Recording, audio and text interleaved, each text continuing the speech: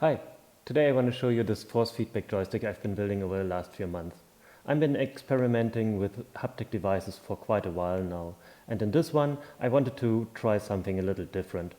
Most haptic devices that you would find on the market or DIY are using motor current to estimate the forces that are involved at any given point.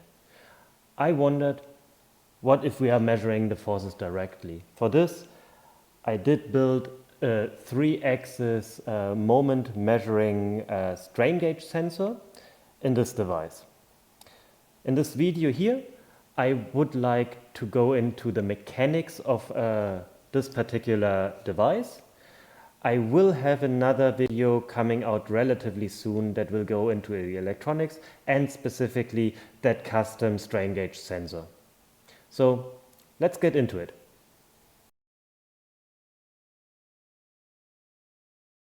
The first major design decision for a force feedback device is the motor selection. In general, there are two relevant types, brushed and brushless DC motors. You may also consider stepper motors, but for torque control, these are pretty useless. Let's have a look at the insides of both types. Let's start with the brushless type. This motor is held together by just a snap ring. After removing it, you can simply pull the motor apart. Mechanically, it's very simple. Inside, we can see a stator with its windings. The rotor is the outer shell, and on its inside, we find a series of permanent magnets. BLDC motors rely on an external electric drive to energize the windings in a sequence. Without that, they do nothing.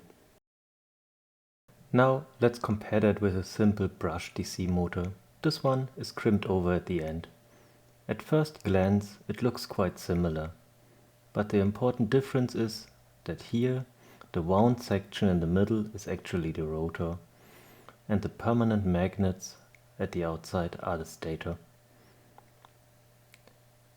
At one end of the rotor we find a commutator with metal brushes. As the motor turns, the brushes automatically switch which coil is energized. This mechanical commutation allows the motor to run continuously from a simple DC supply. No external controller needed. Having looked at these motors, I want to talk about cogging torque. Cogging is the tendency of a motor to want to stay at some specific points in its rotational range and be kind of like a spring detent to want to hop to the next or the further ones. This is a problem for haptic devices, as we really want to have very smooth motion between any given point. However, there's a special type of brush DC motor that practically eliminates cogging. Let's open one up. Inside, we see a very thin bell-shaped rotor. It's made entirely out of copper windings, with no steel armature. And the magnet is in the center. The brushes in this case appear to be out of carbon. The secret here is the lack of iron in the rotor. Because there's no steel, there's almost no magnetic attraction between the rotor and stator poles. So cogging torque is nearly eliminated. There's another advantage too. The bell-shaped rotor has a larger radius than a traditional iron core armature, which means the same magnetic force produces a higher torque due to the larger moment arm. You can also see small gray marks on the rotor windings. These are likely balancing weights, though I'm not 100% certain of that. One other point to consider when choosing a motor type for a haptics application is the motor driver. There are cheap motor drivers for BLDC motors, but they are usually just for continuous operation, like for a plain prop. If you need torque control at very low speeds or even at speed 0, the options that are out there are quite expensive. On the other hand, for a brush DC motor, you really just need any H-bridge driver, and that's good. So on the side of the drivers, brush DC, way easier, way cheaper. Having seen this, you are probably not surprised that I chose to go with the coreless DC motor This specific model is from a Chinese company called TT Motors. It was reasonably low cost, even in very low purchase numbers, and so far it seems to work quite well. Okay, now let's assemble the device. Let's start a build by looking at the motor assembly. This subassembly contains the motor mount, the first belt reduction, and the encoder on the secondary shaft. On the base, I added a thermistor to measure the motor temperature. The motor is screwed to the motor mount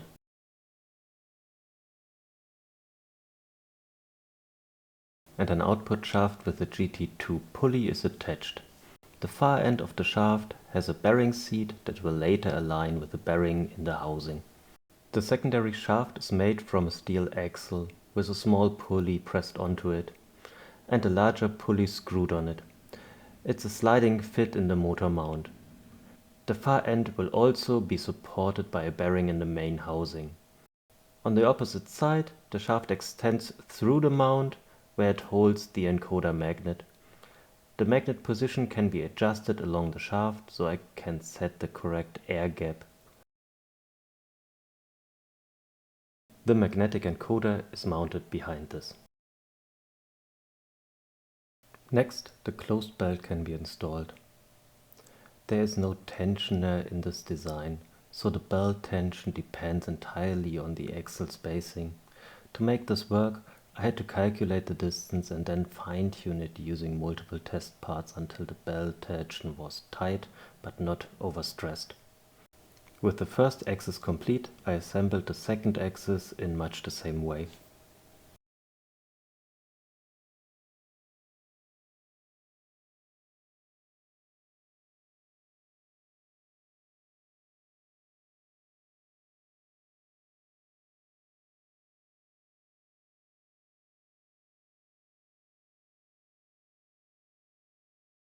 Next, I start assembling the main housing. Two of the side plates hold the end stops. These are made of separate sheet metal parts, so I can easily change the range of motion just by swapping them out. Multiple flanged roller bearings are used to increase the wraparound angles for the second and final belt reduction. These bearings also prevent the belt from jumping over. Both of the side plate assemblies are mechanically the same, but for packaging reasons the features are arranged slightly differently. All four plates are then screwed to the base plate.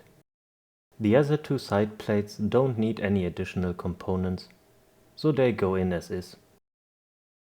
For now, only one corner piece is installed.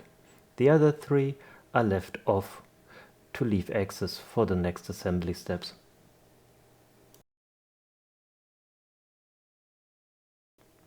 At this point, the motor assemblies can be installed into the housing. On the open end of the secondary shaft I add a stack of Belleville springs. These push the shaft towards the encoder.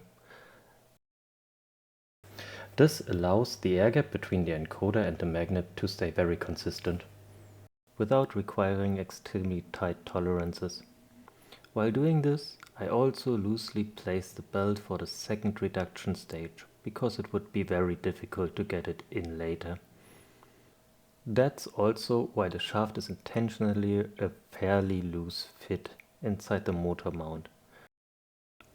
Fitting the assembly in the housing so both shafts find their proper bearing was relatively tricky. Here is certainly room for improving the design for assembly. Luckily, I don't have to make hundreds of these. With the assembly in place, it can be locked down with two screws through the bottom plate. The process for the second axis is nearly identical. And this is how the assembly looks at this point. Now we are ready to assemble the gimbal. For the gimbal I start by mounting the partial pulley to the bridge. The second belt reduction consists of only a partial pulley on the output. This reduces the overall size of the device considerably, but it makes using a closed belt impossible. We will have a look at the belt path in a moment. The bridge gets fitted with a pin that rides in a ball bearing on either side. These are sliding fits.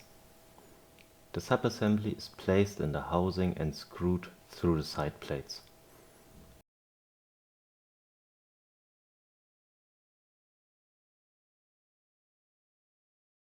The bridge can move freely on this axis by multiple millimeters. Let's jump into cut for a moment to have a look at the belt path, as it is hard to show in the real device. We can make the sidewall disappear and see the belt path. As you can see here, it is an open belt fixed on both ends to the partial pulley.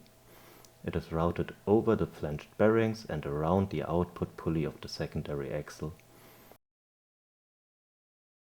Additionally, there is a block here for tightening the belt. The connection from the other axis to the gimbal is mechanically the same as the first side, but the actual gimbal arm is only a C shape. This further reduces the size of the device.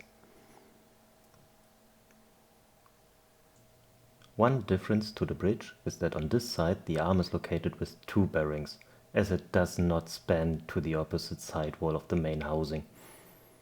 Again, I am jumping over connecting the belt, as you would only see my hands anyway.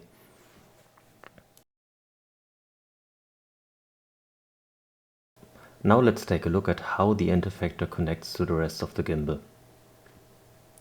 The interface to the joystick, which holds multiple strain gauges, gets mounted inside an L-shaped bracket. This bracket is a fixed connection. Directly underneath that, I install another part with two thin-wall ball bearings, allowing it to rotate smoothly around the central axis. To hold everything in position, I use two gem nuts, tightened just enough so there's no play, but still allowing the bearing assembly to rotate freely. The strain gauge wires are secured to the L bracket to act as strain relief. This is important not only for protecting the cables, but also because the pulling on the wires during operation can actually influence the sensor readings. This entire assembly then attaches to the bridge and the C-arm. Both of these parts are mounted using custom-made shoulder bolts, and each mount features two bearings. This provides a smooth, backlash-free rotation for both axes of the gimbal.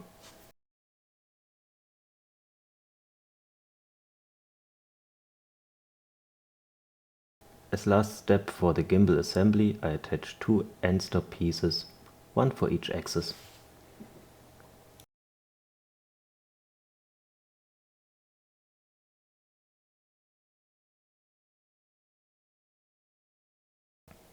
Lastly, the PCB is connected and screwed down.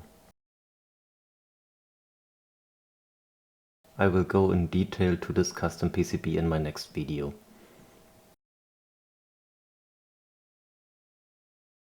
With the device done so far, I wanted to test the needed force to backdrive the system. This should actually be irrelevant, as I want to get the moment feedback directly from the connection to the stick. This makes the friction in the drivetrain irrelevant, but still. I got around 0.25 Newton meter, which I think is quite reasonable. I also tested the force the system can produce. I connected my lab power supply directly to one motor.